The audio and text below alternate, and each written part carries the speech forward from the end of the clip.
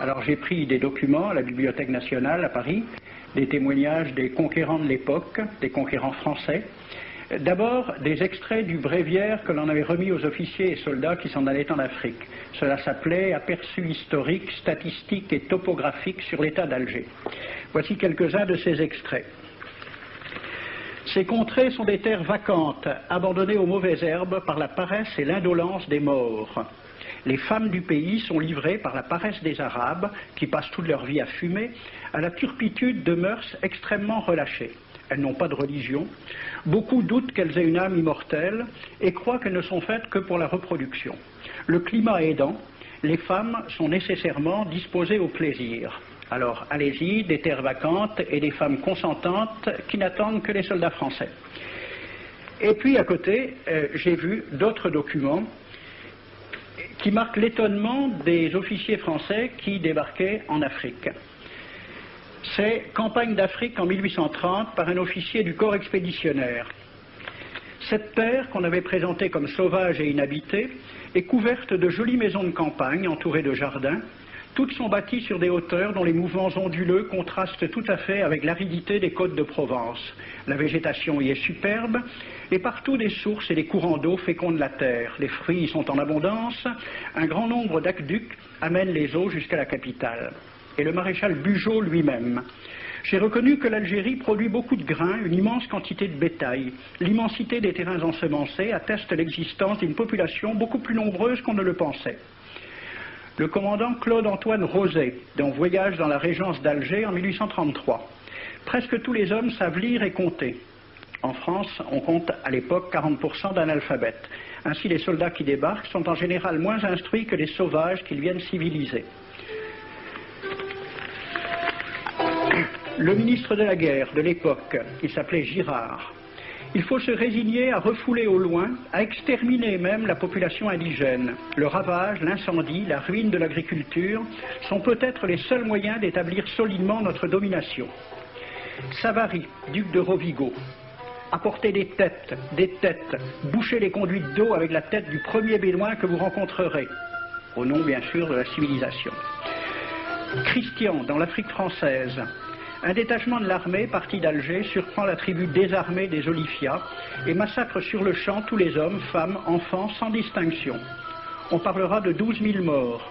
Les troupeaux raflés aux Olifias seront vendus au consul du Danemark. Quant au reste du butin, il fut exposé au marché de Babazoun. On y voyait des bracelets de femmes, encore attachés à des poignets coupés, et des boucles d'oreilles pendant à des lambeaux de chair, au nom de la civilisation. Le colonel François de Montagnac. Selon moi, toutes les populations qui n'acceptent pas nos conditions doivent être rasées. Tout doit être pris, saccagé, sans distinction d'âge et de sexe. L'herbe ne doit plus pousser là où l'armée française a mis le pied. Saint-Arnaud, il était commandant et c'était aussi un mari très attentionné. Il écrit à sa femme « Chère Louise, je suis bivouaqué par une chaleur de 40 degrés au milieu de 20 villages superbes qui ne se sont jamais bien soumis. Je leur ai donné jusqu'à ce soir pour payer les impôts et les amendes que je leur inflige.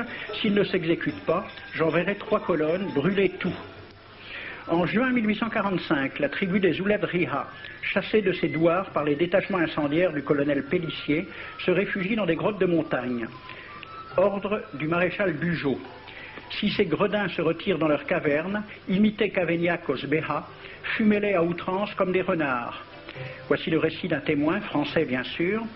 Voir au milieu de la nuit, à la faveur de la lune, un corps de troupes françaises occupé à entretenir un feu infernal. Entendre les sourds gémissements des hommes, des femmes, des enfants et des animaux, le craquement des rochers calcinés s'écroulant. Le matin, quand on chercha à dégager l'entrée des cavernes, gisaient des bœufs, des ânes, des moutons. Parmi les animaux, entassés sous eux, on trouvait des hommes, des femmes, des enfants. J'ai vu un homme mort, le genou à terre, la main crispée sur la corne d'un bœuf. Devant lui était une femme tenant son enfant dans ses bras. Cet homme avait été asphyxié au moment où il cherchait à préserver sa famille de la rage de cet animal. On a compté 760 cadavres. Le 8 mai 1845, Saint-Arnaud découvre 500 Algériens qui s'abritent dans une grotte entre Ténès et Mostaganem. Saint-Arnaud ordonne à ses soldats de les emmurer vivants. Il écrit « Je fais boucher hermétiquement toutes les issues et je fais un vaste cimetière. La terre couvrira à jamais les cadavres de ces fanatiques. » C'est à peu près ce qu'ont dit les Allemands en massacrant le village d'Oradour-sur-Glane. Montagnac, toujours lui, le colonel. Voilà comment il faut faire la guerre aux Arabes.